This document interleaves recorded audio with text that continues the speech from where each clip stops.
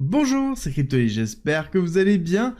Aujourd'hui, on va parler forcément crypto, on va parler Bitcoin, on va aussi parler de macroéconomie américaine, car on a quand même pas mal de choses à voir, pas mal de mouvements qui sont plutôt positifs et qui peuvent impacter directement BTC et les cryptos en général. On a aussi d'autres discussions qui sont en cours avec par exemple Donald Trump et le CEO de Coinbase. Alors, faut pas se cacher que oui, il va faire du lobbying pour les cryptos, mais surtout pour sa chapelle, sûr et certain, et ça va être à surveiller de près. On commence tout de suite les nouvelles cryptos avec l'annonce de Binance qui s'apprête à lancer un nouveau stablecoin avec une API de 19%.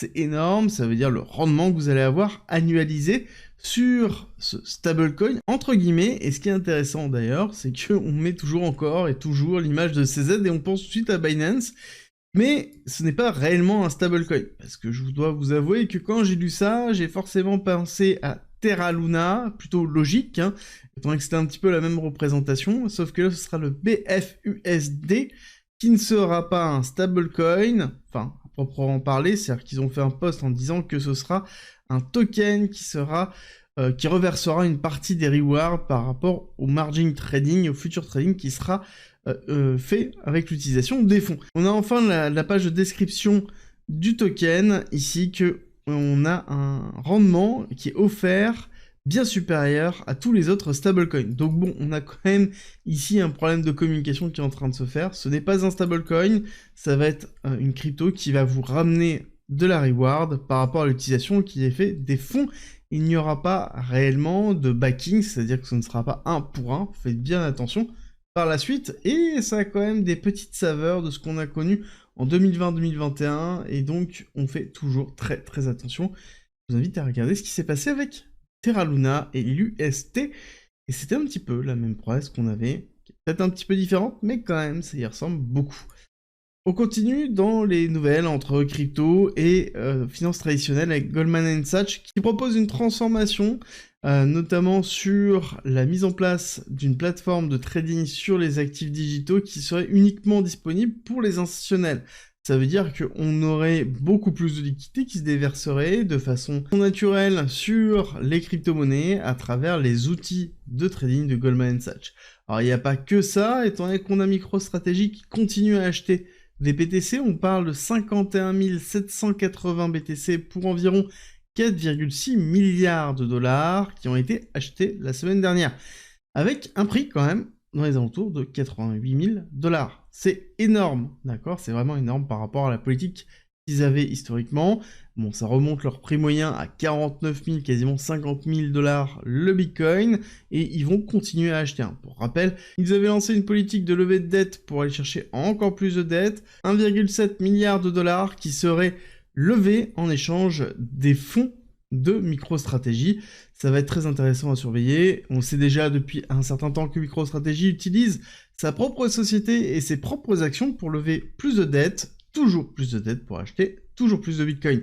C'est très positif pour BTC, oui, ça amène en fait de la liquidité dans Bitcoin, ça amoindrit le nombre de Bitcoin qui sont disponibles sur le marché, on va le revoir dans quelques instants dans la partie technique, qu'on a quand même des niveaux qui n'ont jamais été atteints jusqu'à maintenant, mais aussi ça veut dire qu'on fait du levier sur Bitcoin et qu'à un moment donné, ça pourrait tourner mal. Je vous ai fait une vidéo il y a pas si longtemps, je vous la mets en fin de cette vidéo si jamais ça vous intéresse d'aller plus loin dans la réflexion de ce qui est en train de se passer avec MicroStrategy. On continue dans les grosses nouvelles avec ici le lancement des options spot Bitcoin, qui est très important parce que c'est un dérivé, ça veut dire que ce sont des produits contractualisés autour de l'ETF. Concrètement, ça veut dire quoi? Ça veut dire qu'on peut soit acheter à un prix déterminé, soit vendre à un prix déterminé. Globalement, on peut créer des contrats d'investissement autour de l'ETF. Pourquoi c'est si important? Parce que les dérivés, c'est toujours entre 10 et 20 fois plus de volume que la partie spot.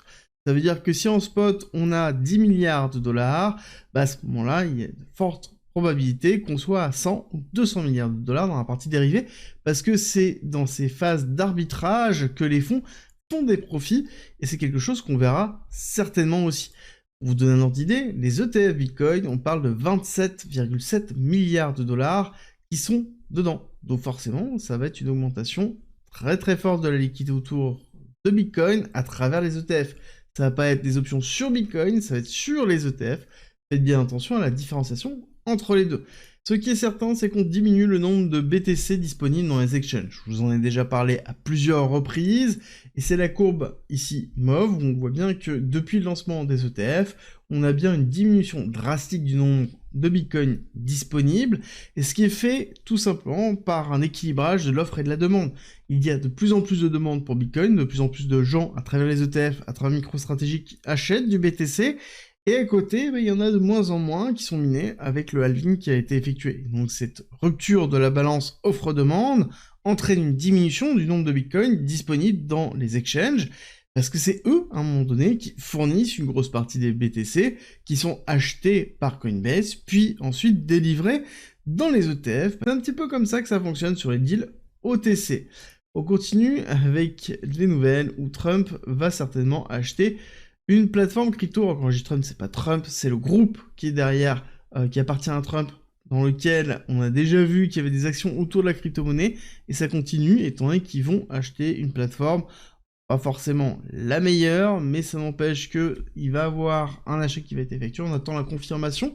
De ce côté, ça veut dire qu'on a bien un parti pris qui est en train de se faire, d'où l'écho à ce que je vous ai dit en début de cette vidéo. C'est que on a quand même des rendez-vous qui sont effectués entre Trump et les différents acteurs, notamment Coinbase, mais différents acteurs crypto. Ce n'est pas pour rien, c'est parce que il y a une véritable relation qui est en train de se faire, et comme on le voit avec Goldman Sachs, c'est qu'il va y avoir de plus en plus d'intérêt autour de ça. Il va falloir le surveiller, surtout qu'on a une économie américaine qui commence à être planifiée sur fin 2025 à plus de 6500 points sur le S&P 500. C'est quand même assez important. Si on prend un petit peu de recul, actuellement on est à 5008, 6500 points, ça fait quand même loin. 6500 points, on est sur la target 2, ici. D'accord, donc ça fait une augmentation, si on prend le niveau actuel, 1500 points, 10%, 11% sur le S&P 500 en un an. Ce sont des targets qui sont quand même considérés comme relativement hautes. Surtout quand on a eu une crise comme on l'a déjà vécu, et qu'on peut réavoir une crise assez rapidement au niveau de l'économie américaine, notamment en 2026, fin 2025, c'est un peu la projection qu'on avait historiquement et qu'on continue à avoir petit à petit.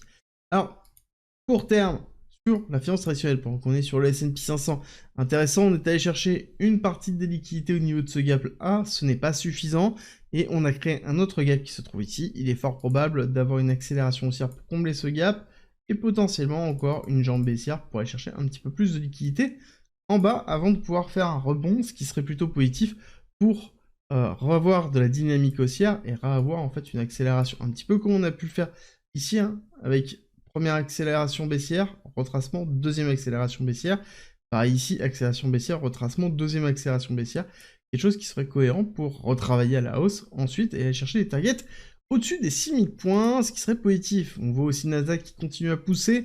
C'est porté principalement par toujours les 7 magnifiques, et notamment un Tesla qui a été très performant et qui arrive à consolider son prix malgré la performance qu'il a eue depuis les élections de Trump. Hein. On parle d'une hyper-accélération au niveau de Tesla. C'est aussi porté par le fait que le dollar est un petit peu moins fort cette semaine, surtout en début de semaine où on voit qu'on a eu une petite baisse qui s'est effectuée. Il va falloir valider est-ce que c'est vraiment une baisse qui va être temporelle pour aller rechercher potentiellement les 105, ou est-ce qu'on va maintenir les 106,2. Ça va être très important sur cette semaine, parce que si jamais on a un dollar qui diminue, ça veut dire qu'on aura un petit peu plus de liquidité, un petit peu plus de force sur le S&P 500 et le Nasdaq, mais aussi sur Bitcoin.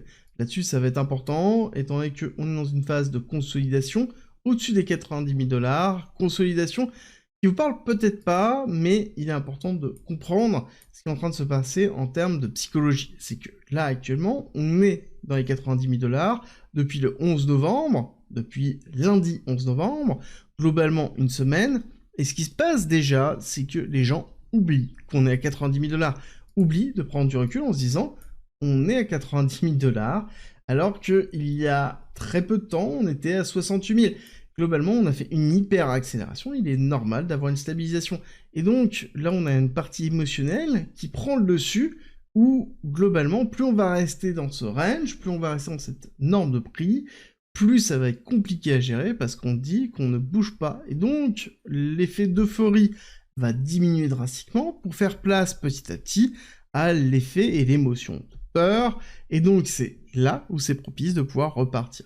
Esthétiquement, j'ai envie de vous dire, le cours est vraiment très propre. Quand on regarde la structuration, on a bien systématiquement un respect de ces lots-là, et on maintient en fait une construction de liquidité très forte au-dessus, et cette construction de liquidité, c'est ce qui nous a amené jusqu'ici, d'accord ?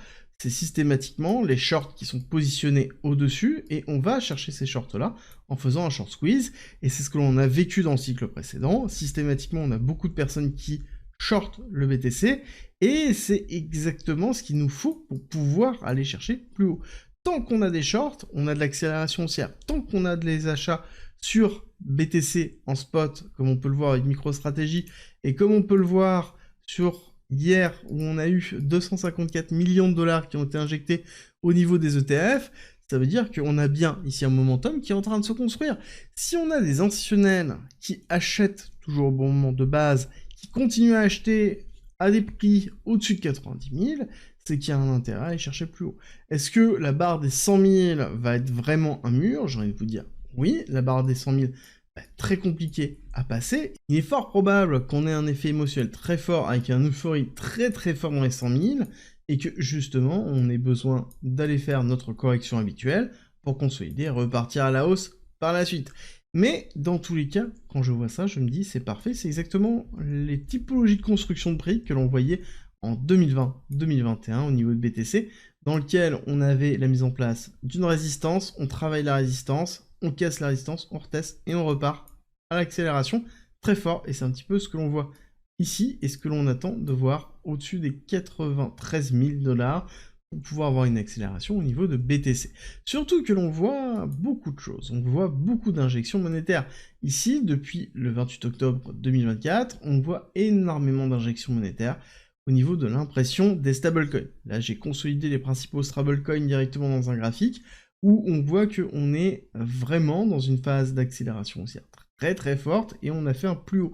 Ça veut dire qu'on a de plus en plus d'injections au niveau des différentes liquidités et qui est plutôt cohérent par rapport à la phase de marché où on a besoin de liquidités pour pouvoir rentrer sur le marché BTC, sur le marché des crypto-monnaies, et ça commence toujours par une injection ici des stablecoins, et quand on regarde après le ratio de ces stablecoins par justement la totalité du marché, c'est-à-dire quel est le pourcentage des stablecoins par rapport à Bitcoin, on voit qu'il est plutôt en baisse.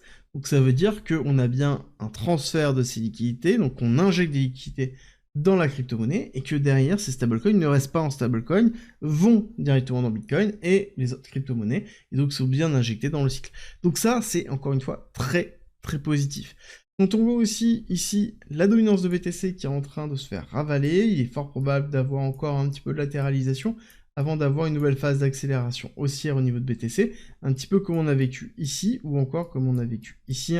Les patterns sont vraiment impressionnantes et on est capable de pouvoir les voir même à l'œil nu directement sur du weekly pour montrer à quel point on a bien cette visibilité. Surtout que quand on se positionne comme ça, on peut se dire qu'à un moment donné, si on a une accélération haussière, ça veut dire que par la suite, on aura aussi un boost des altcoins et derrière un transfert de liquidité qui se fera. Et là-dessus, je vous rappelle, toujours, au niveau de l'indicateur de la alt season, on est toujours très bas. On est à 37. On n'est pas dans une alt season. On est dans quelque chose qui n'a pas encore commencé. C'est très important de le rappeler. Et pour ça, on va remonter dans le passé. On va continuer à remonter dans le passé, 2022, ici. Et nous sommes dans les alentours de 2020, où on voit que, par rapport à l'évolution de BTC, BTC avait déjà flambé en janvier 2021. Et on était ici dans les alentours de 36-37. Donc on est dans une phase de consolidation qui est plutôt classique, qui dure, oui, depuis un certain temps, parce qu'on a eu un cycle qui a ses particularités, mais en l'occurrence, on n'est pas dans une alt season, on est dans, ici, une phase de consolidation au niveau des alts, et ce que l'on va attendre, ça va être un transfert de liquidité qui doit avoir lieu entre BTC et les altcoins. Et quand on regarde un petit peu ce qui est en train de se construire au niveau des futurs de BTC, dire que c'est plutôt positif. On a ici un cours qui est en train de travailler à la hausse, on a un fonds numérique qui est en train de monter, un open interest qui est en train de monter, et on a un plateau qui est en train de se faire au niveau des positions longues des top traders. Donc ça veut dire qu'on a bien une bonne construction qui est en train de se faire, et que lorsqu'on aura une accélération de Bitcoin, on aura Bitcoin qui partira, les altcoins qui suivront, certes, en sous-performance, mais derrière, quand on aura un transfert de liquidité, les altcoins commenceront leur alt season, mais encore une fois, c'est vers la fin du cycle, c'est la deuxième moitié du cycle. Il faut juste être patient, et je sais que c'est toujours très compliqué, parce qu'encore une fois, psychologiquement, on oublie qu'on est là, dans les 90 000 $, depuis plus d'une semaine. Oui, c'est long, oui, il n'y a pas eu de réaccélération, mais vous inquiétez pas, on en aura une bientôt, il faut juste, encore une fois, rester patient. C'est la base de l'investissement, c'est la patience. Il y en a qui attendent plus de 4 ans pour pouvoir faire un cycle, il y en a qui rentrent maintenant, il y en a qui sont rentrés dans ce top-là, il y en a qui sont rentrés ici, il y en a qui sont rentrés dans les différents moments, mais n'oubliez pas, le niveau de patience, c'est ce qui va déterminer votre capacité à pouvoir prendre des profits et surtout à réussir votre cycle. J'espère que cette vidéo vous a plu, si c'est le cas, n'oubliez pas, liker, partager et abonnez-vous, et on se retrouve très vite pour une nouvelle vidéo.